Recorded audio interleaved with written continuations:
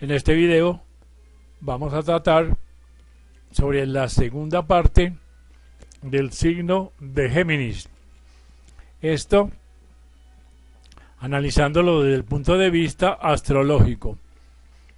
Como en la primera parte nos vamos a regir por un libro llamado Los 12 Trabajos de Hércules, una interpretación astrológica de la muy famosa, muy conocida teósofa y filósofa Alice Bailey. Dice lo siguiente: el campo de trabajo de Géminis. Dice, Géminis tiene en ella dos estrellas, llamadas por los griegos Castor y Pollux, o sea, los gemelos. Estas estrellas personifican a dos grupos mayores de estrellas, que serían las 7 Pléyades y las 7 estrellas de la Osa Mayor, que son las dos constelaciones en el norte alrededor de las cuales nuestro universo parece girar. Una estrella representa cada constelación. Desde el punto de vista del esoterismo, el gran misterio de Dios encarnado en la materia y la crucifixión de Cristo cósmico sobre la cruz de la materia está vinculada con la relación que se presume que existe desde tiempos muy antiguos entre las estrellas de las Pléyades y las de la Osa Mayor. Así que estos dos grupos de estrellas representan a Dios, al macrocosmos, mientras que en Géminis, Castor y Pollux eran vistos como símbolos del hombre, o sea, el microcósmico. Eran también llamados Apolo y Hércules. Apolo significando el soberano, el dios sol, y Hércules, entre comillas, aquel que viene a trabajar. Así que ellos representan, por lo tanto, los dos aspectos de la naturaleza del hombre, el alma y la personalidad, el hombre espiritual y el ser humano, a través del cual esa entidad espiritual está funcionando Cristo encarnado en la materia, o sea, Dios trabajando a través de la forma. Castor era considerado como mortal y Pollux como inmortal. Es un hecho astronómico interesante que la estrella Castor está disminuyendo en fulgor y no tiene la luz que tenía hace varios cientos de años, mientras que Pollux, el hermano inmortal, está aumentando en brillantez y eclipsando a su hermano, haciendo presente uno de los dichos de Juan el Bautista expresado mientras miraba a Cristo, comillas: Él debe crecer, pero yo debo decrecer. Evangelio San Juan 3:30. Así tenemos a la constelación más significativa, porque ella sostiene siempre delante de los ojos del hombre el pensamiento de la potente creciente de la vida espiritual y el poder decreciente del yo personal. Así que la historia del crecimiento del hombre hacia la madurez y la del gradualmente creciente control del alma nos es revelada en la constelación de Géminis. En el antiguo zodíaco de Dendera, en Egipto, este signo es llamado, comillas, el lugar de aquel que viene, y el pensamiento de un ser espiritual que emerge es sostenido ante nosotros. Así que es representado por dos figuras, una masculina, otra femenina, una lo positivo, el otro el espíritu, la otra lo negativo, el aspecto materia. Los nombres cóptico y hebreo significan, entre comillas, unidos, y este es el estado de Hércules, el aspirante. Él es alma y cuerpo unificados. Este era el problema con el que debía de luchar en el signo de Géminis, la compensación del yo inferior con el superior de los aspectos mortal e inmortal es el objetivo. Así que fue este problema el que creó la tortuosa y prolongada búsqueda que emprendió Hércules, pues él estuvo finalmente atento a la voz de Nereo, el yo superior, pues a veces bajo la ilusión y el espejismo del yo inferior. La dualidad que se enfatizaba en Géminis se presenta en una gran cantidad de historias mitológicas. Nos encontramos de nuevo a los mismos hermanos en Rómulo y Remo, por ejemplo, y en Caín y Abel, un hermano muriendo y el otro viviendo. Encontramos el símbolo astrológico para Géminis en los dos pilares de la masonería, y muchos creen que la tradición masónica podría, si tuviéramos el poder de hacerlo, ser rastreada hasta ese período anterior a la era de Tauro, cuando el Sol estaba en Géminis, hasta ese gran ciclo en el cual la raza lemuriana La primera raza estrictamente humana empezó a existir, y cuando el aspecto mente empezó a emerger y la dualidad de la humanidad se volvió un hecho en la naturaleza. Así pues, la raza humana fue la tercera, la lemuriana fue la tercera raza, y este trabajo que Hércules simbólicamente emprendió es el tercer trabajo. La búsqueda en la cual estaba comprometido era la del alma, y esta ha sido siempre la búsqueda no reconocida del ser humano hasta que llega el tiempo en que él se reconoce como Hércules y empieza a encontrarse la búsqueda de las manzanas de oro del conocimiento y la sabiduría. Así pues, tenemos en la tradición masónica la búsqueda de la familia humana representada, la búsqueda de la luz, la búsqueda de la unidad, la búsqueda de la divinidad. Y de esta manera los dos pilares, Boaz y Jaqen, permanecen como los emblemas de esa dualidad. En China se habla de Castor y Polus como de los dos dioses de la puerta, entre comillas, mostrando el tremendo poder que el dios de la materia puede asumir y también la potencia de la divinidad. Géminis, pues, es predominantemente el signo del intelecto. Tiene un efecto peculiarmente vital en nuestra raza aria. En esta raza, la facultad de la mente y del intelecto han sido firmemente desarrolladas. Géminis, por lo tanto, tiene influencia en tres divisiones que conciernen a las relaciones humanas. Primero, él gobierna toda la educación. Se ocupa del conocimiento, de las ciencias y coloca el fundamento para la sabiduría. Un educador ha dicho que, en comillas, la finalidad última de la educación es la adquisición del conocimiento para recibir la revelación superior. El no inteligente puede recibirla, pero no puede interpretarla. En este trabajo, Hércules recibe una revelación sobresaliente. En las 5 etapas de su búsqueda, su educación es constantemente estimulada. El gobernante exotérico de Géminis y del primer decanato es Mercurio, pues como Alain Leo nos dice, Mercurio en el mundo exterior significa escuelas, colegios y todos los lugares donde se enseña y se aprende, instituciones científicas y literarias. En relación al conocimiento, significa pensamiento, comprensión, razón, inteligencia, intelecto. Los géneros abstractos, más bien que los concretos, conocimiento por sí mismo. Su más alta aplicación parece ser lo que se llama razón pura, entre comillas. En el cuerpo, él gobierna el cerebro, el sistema nervioso, la lengua y los órganos del lenguaje, las manos como instrumentos de la inteligencia. Esto es tomado de Alain Leo en el diccionario de astrología. Así pues, tenemos que Géminis se halla en segundo lugar para medir en las relaciones. Gobierna por consiguiente el lenguaje, el intercambio o intercomunicación y el comercio. Es interesante notar que los Estados Unidos y Londres son ambos gobernados por Géminis, que el idioma inglés ha llegado a ser predominantemente la lengua del mundo y que las líneas más grandes de la comunicación oceánica empiezan en Nueva York o Londres y que ambas ciudades han sido mercados mundiales y centros mundiales de distribución del comercio. Así pues, Mercurio, el planeta gobernante del signo, es el intérprete del mensajero de los dioses. Es digno de notar también en esta conexión cómo Hércules aparece bajo la influencia de dos maestros, Nereo, el maestro superior, y Busiris, el maestro inferior o psíquico, y así tenemos enfatizado nuevamente la dualidad de Géminis y su cualidad material.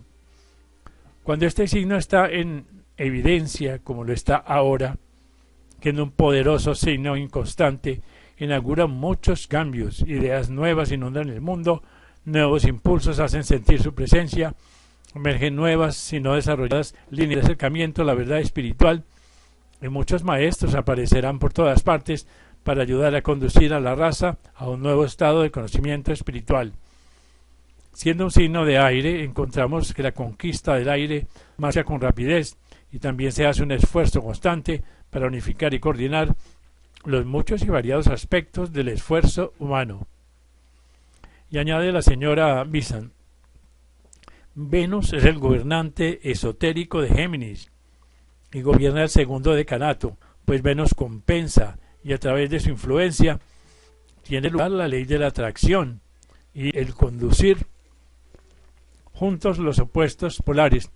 Pero todos estos cambios y unificaciones naturalmente inauguran un nuevo estado de conocimiento, un nuevo estado de ser y conducen a una nueva era y a un nuevo mundo. Por lo tanto, surgen nuevas dificultades y problemas y encontramos a Saturno gobernando el último decanato, pues Saturno es el planeta del discipulado, el planeta que causa las dificultades, problemas y pruebas que ofrecen al discípulo oportunidad inmediata. Es Saturno el que abre la puerta a la encarnación y Saturno que abre la puerta al sendero de la iniciación. Mercurio, el intérprete, el intelecto iluminador. Venus, el principio de atracción y de compensación. Y Saturno, el generador de la oportunidad. Estos tres juegan sus papeles en la vida aspirante a medida que él unifica lo superior y lo inferior. Pasa a través de las 5 etapas en esta prueba y prevé la meta que debe lograr finalmente. Luego, el libro de la ya mencionada Alice Bailey tiene un nuevo subtítulo que dice las 3 constelaciones simbólicas. Dice las 3 constelaciones que se encuentran en conexión con el signo de Lepus, la liebre, el Can mayor y el Can menor. Y en su interrelación y asociación de estas con Hércules, al aspirante, la historia completa del ser humano estaba de nuevo notablemente descrita. En el Can mayor encontramos a Sirio, la estrella perro, llamada en muchos libros antiguos, entre comillas, el conductor de toda la hueste celestial. Pues 10 es 10 o 12 veces más brillante que cualquier otra estrella de primera magnitud. Sirio ha sido siempre asociada con el gran calor, de ahí tenemos la frase de los días del perro, entre comillas, en medio del verano, cuando se supone que hace el más grande calor. Desde el punto de vista del ocultista, Sirio es de profunda significación, comillas. Nuestro Dios, un fuego consumidor, y Sirio es el símbolo del alma universal, así como también del alma individual. Es por consiguiente esotéricamente considerada la estrella de la iniciación. En el lenguaje de la simbología se nos dice que llega un momento en que una estrella resplandece delante del iniciado, significando la realización de su identidad con el alma universal, y a esta el de la vislumbre repentinamente por medio de su propia alma, su propia estrella. Así que el Can mayor es el inmortal sabueso del cielo, que caza por siempre al perro más pequeño, el más débil, el hombre en encarnación física. Esta caza ha sido inmortalizada por nosotros, por Francis Thompson, en la poesía citada, El abuelo, el sabueso del cielo. Yo huí de él a lo largo de las noches y los días. Yo huí de él bajo la bóveda de los años. Yo huí de él en los caminos laberínticos. Y en mi propia mente y en la niebla de las lágrimas, yo me oculté de él, y bajo raudales de risa corrí por esperanzas panorámicas y salí precipitado, bajando por tinieblas titánicas de miedos abismales, y aquellos poderosos pies que venían detrás de mí. En el zodíaco de Dendera, en Egipto, esta estrella es llamada Simius, la cabeza, y se nos dice en el apéndice de la página 518 de la Biblia compañera que la estrella más brillante en el Can mayor es Sirio, el príncipe, llamado el persa. Así que el jefe, hay otras 3 estrellas en la misma constelación, una llamada en comillas el anunciador, otra entre comillas la resplandeciente y la tercera en comillas la gloriosa. Todas ellas frases que ponen en relieve la magnificencia del Can mayor y esotéricamente la maravilla y la gloria del yo superior. Así que en el Can menor, el más débil, el mismo escrito nos relata que el nombre de la estrella más brillante significa redentor, que la que le sigue en brillo es, comillas, el portador de la carga o el, comillas, que soporta por los demás. Así que tenemos por consiguiente en el significado de estos 2 nombres una representación de Hércules a medida que logra su propia salvación y mientras soporta la gran carga de Atlas y aprende el significado del servicio. Lepus, la liebre, asociada con estas dos constelaciones, contiene una estrella del más intenso color carmesí, casi como una gota de sangre. El rojo es siempre el símbolo del deseo por las cosas materiales. En el zodíaco de Dendera, el nombre dado es Vashtibeki, que significa, comillas, caída maldita. Aratus, escribiendo cerca de 250 años antes de Cristo, habla de Lepus como siendo, comillas, eternamente perseguida, y es interesante notar que los nombres hebreos de algunas de las estrellas encontradas en esta constelación significan el enemigo de aquel que viene, que es el significado del nombre de la estrella más brillante, Aremeb, mientras que otras tres estrellas tienen nombres que significan, comillas, el loco, el amarrado, el engañador. Todas estas palabras son características del yo inferior, perseguido eternamente por el yo superior, o sea, el alma humana perseguida por el sabueso del cielo. Cuando miramos los cielos estrellados en la noche y ubicamos a Sirio, la estrella perro, la historia de nuestro pasado, presente y futuro está dramáticamente representada. Tenemos la historia de nuestro pasado en Lepus, la liebre de pies veloces, engañada, loca, amarrada a la rueda de la vida, identificada con el aspecto materia, y siempre la enemiga de paréntesis, el príncipe que viene. En el can menor tenemos la historia del aspirante, de nuestra suerte presente, mostrando nuestro que de nuevo que está el gobernante interior, la divinidad oculta, el redentor. Nosotros salimos victoriosos y a triunfar, pero tenemos que hacerlo con el discípulo agobiado, soportando por otros y sirviendo. Así que en el Carmayón tenemos representado nuestro futuro y una consumación gloriosa más allá de toda presente realización. Si todas las religiones y escrituras del mundo se perdieran y no nos quedara nada excepto los cielos estrellados con la historia del zodíaco y el significado de los nombres de las diversas estrellas que se encuentran en las diferentes constelaciones, podríamos seguir las huellas de la historia del hombre, recobrar el conocimiento de nuestra meta y aprender de nuevo el modo de su realización. Después la señora Bailey tiene un subtítulo que se llama La lección del trabajo y dice así: el total de esta historia se indica realmente la lección, que es la primera que todos los aspirantes tienen que dominar y la que es imposible aprender hasta que se haya pasado por las pruebas de Aries y de Tauro. Entonces, en el plano físico, en el campo del cerebro y en su estado de conciencia despierta, el discípulo tiene que registrar contactos con el alma y reconocer sus cualidades.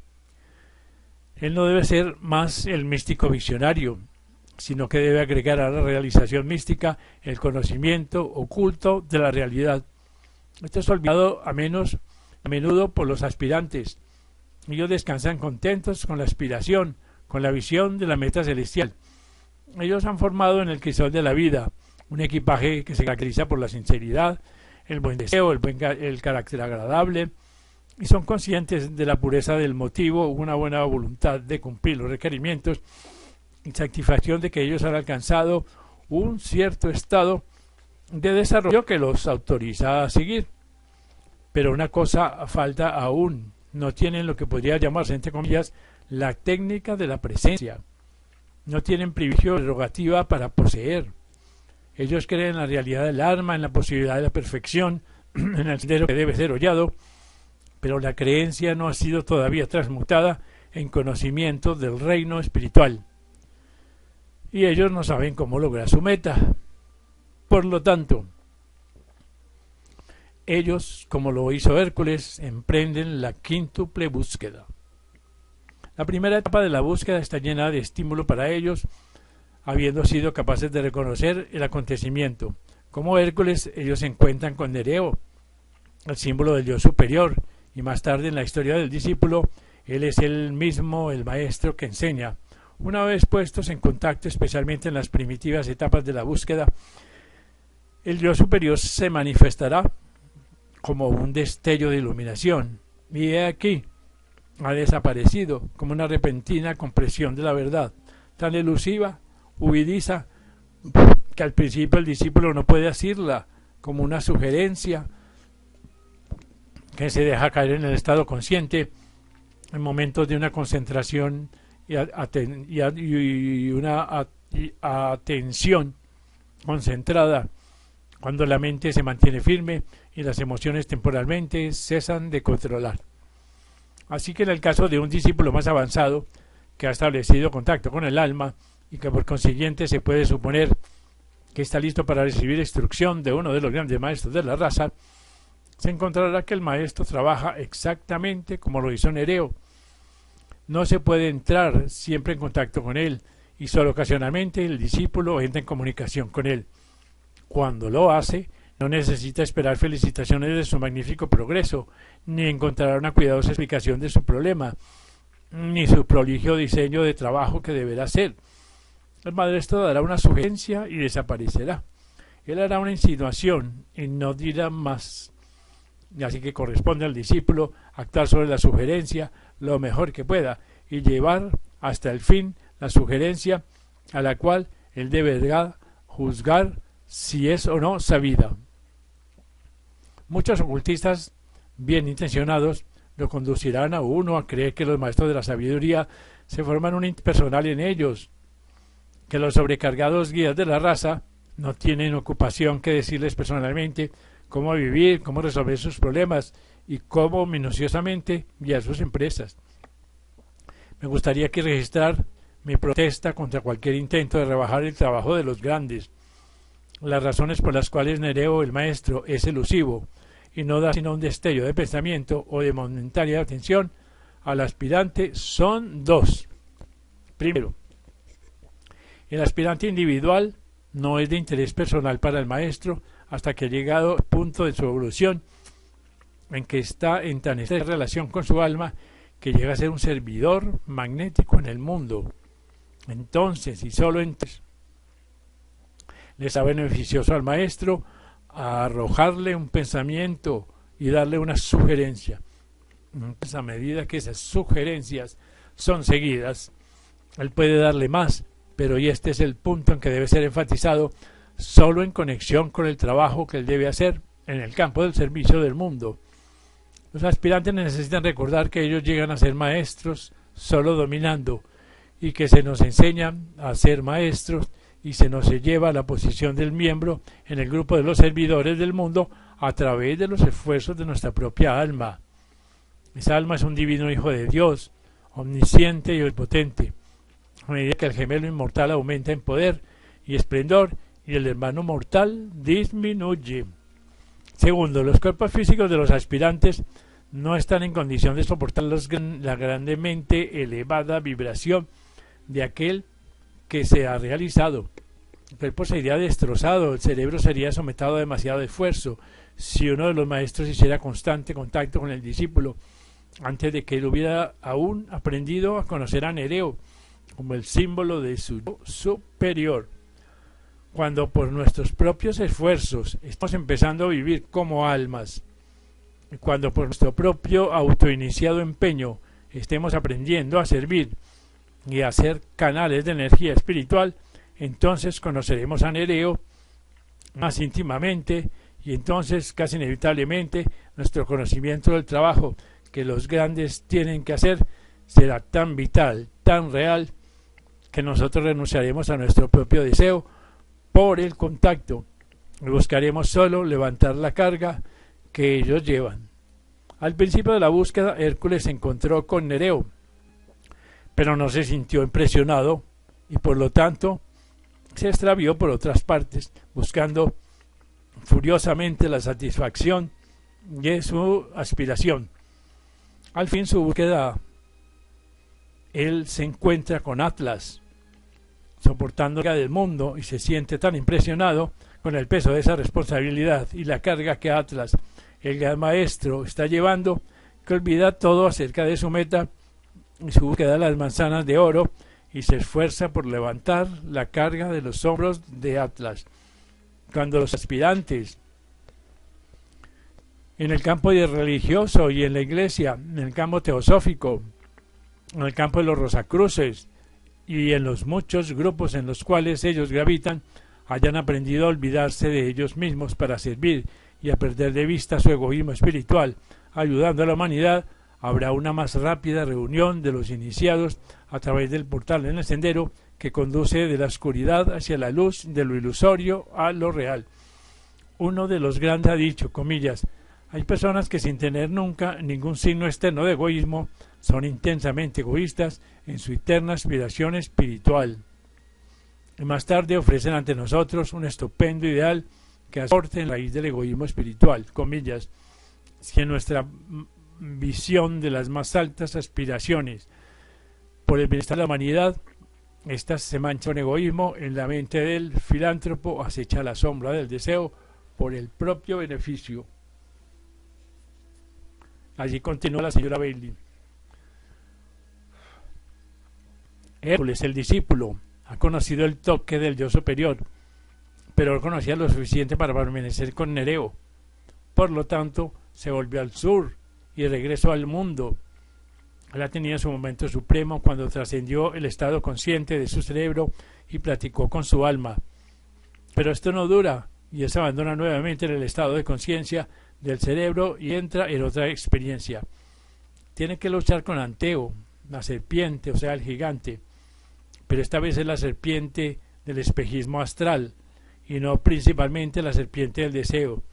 Es con los hechizos del psiquismo inferior que él tiene que luchar. Estos aparecen en las primeras etapas, atraer inevitablemente el interés de los estudiantes. Cualquier maestro que haya trabajado con aquellos que estén buscando el camino conoce el hechizo bajo el cual ellos pueden tan fácilmente caer. Según el temperamento del aspirante, así será el hechizo. Algunos se desvían por los fenómenos espiritistas, en el esfuerzo para penetrar dentro del velo. Ellos se sienten absorbidos por el lado inferior del espiritismo y pasan mucho tiempo en la sala de sesiones, estudiando una y otra vez los mismos viejos fenómenos de materialización, comunicación con los espíritus y manifestaciones. No hago aquí referencias a las verdaderas investigaciones científicas de aquellos que ahondan en su indagación, están dotados para hacer esto. Me refiero a la participación del ignorante en ciertos tipos de trabajo en la sala de sesiones. Esto intriga al hombre y a la mujer comunes y los pone a merced del igualmente ignorante medio o del charlatán, pues ellos no están equipados para verificar de ninguna manera lo que ven y lo que oyen. Así que la serpiente puede tomar la forma del aspecto más común de los fenómenos psíquicos. Un aspirante se interesa en la escritura automática o aprende a sentarse y escuchar voces, entre comillas. Se vuelve astralmente clarividente, clariaudiente y agrega confusión del plano psíquico y así cae dentro de las trampas y peligros latentes del astralismo. Por lo tanto se vuelve negativo porque está todo el tiempo tratando de oír ver lo que no es físico. Porque nosotros compartimos con los gatos y los perros la capacidad de ser clarividentes y clariaudientes. A su debido tiempo seguramente veremos y oiremos, sino en realidad, al menos a través del poder de esa facultad creadora que todos poseemos, una imaginación creadora. Pero en una forma u otra, el aspirante que ha dejado a Nereo así encontrará con la serpiente y tendrá que luchar con ella. Como el mito lo expresa, por un largo tiempo Hércules no pudo vencer, pero cuando levantó a la serpiente arriba en el aire, triunfó. Y agrega la señora Bailey, hay una gran verdad debajo de este simbolismo. El aire ha sido siempre dado como el símbolo del elemento relacionado con el plano de Cristo, llamado en la terminología teosófica y en el oriente el plano búdico. El plano astral es la reflexión distorsionada del plano búdico. Y es que solo cuando elevamos el espejismo dentro de la clara luz del alma de Cristo, veremos la verdad como es y nos volveremos invencibles.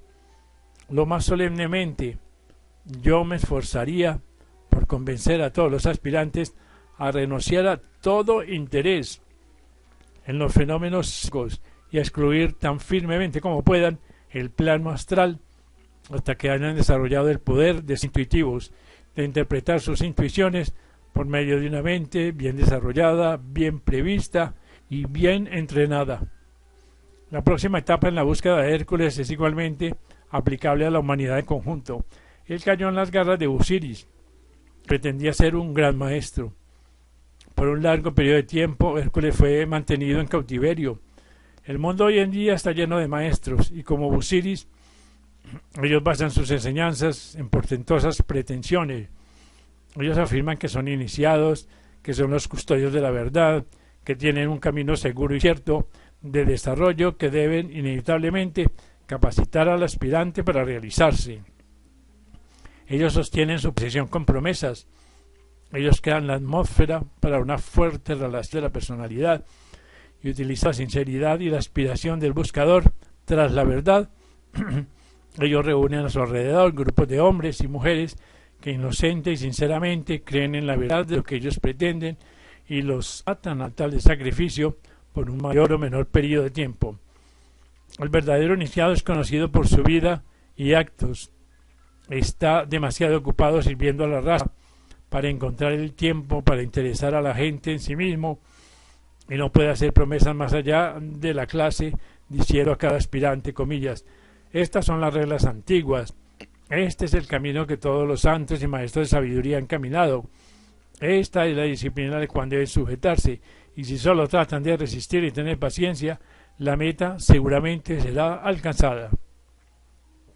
Pero Hércules se liberó, como lo hacen todos los buscadores sinceros, y habiendo escapado del mundo del psíquico y la pseudo espiritualidad, empezó a servir. Pero se liberó a sí mismo bajo el símbolo de Prometeo, que significa Dios encarnado, liberándolo de la tortura de los buitres de lo antiguo. El plexo solar, el estómago y el hígado son exteriorizaciones, si puedo expresarlo así, de la naturaleza del deseo, y Hércules se liberó a sí mismo de los buitres del deseo, que por largo tiempo lo habían torturado. Dejó de ser egoísta, de luchar por su propia satisfacción. Él había tenido dos aflicciones en este signo, y por este ciclo en particular estaba relativamente libre. Prometeo, el dios interior, puede adelantarse al servicio del mundo y a levantar la carga de Atlas. Después del sacrificio viene la recompensa, y Hércules recibió su gran sorpresa después de liberar a Prometeo y Atlas. Habiendo abandonado su búsqueda para ayudar al mundo, Atlas fue en su lugar al jardín y le trajo las manzanas de oro, poniéndole en contacto con las tres hermosas doncellas, los tres aspectos del alma. Al principio de su trabajo, él se pone en contacto con su alma como Nereo. Al final de su trabajo, habiendo superado muchos espejismos, él logra una visión grandemente acrecentada de su alma y la ve en sus tres aspectos, cada uno conteniendo en sí la potencia de los principios de la divinidad. Egle simboliza la gloria de la vida, el esplendor del sol poniente, la magnificencia de la manifestación en el plano físico. Ella le da una manzana a Hércules diciendo, comillas, el camino hacia nosotros es siempre a través de acto de amor. Eriteia cuida la puerta, el alma, que está siempre abierta por amor y la sabiduría, y la de Hércules una manzana marcada con la palabra dorada servicio. Y Hespérides, por último, la estrella vespertina, la estrella de la iniciación, representa la voluntad. Ella le dice a Hércules, comillas, recorre el camino, cuerpo y alma y espíritu, inteligencia, amor y voluntad, avistados y contactados por el aspirante desinteresado a través del servicio. Este pues es el final de la segunda parte de la descripción astrológico-esotérica y metafísica del tercer signo del zodíaco, que es Géminis. Esto, como ya dijimos, por la señora Alice Bailey en su libro Los 12 trabajos de Hércules, una interpretación astrológica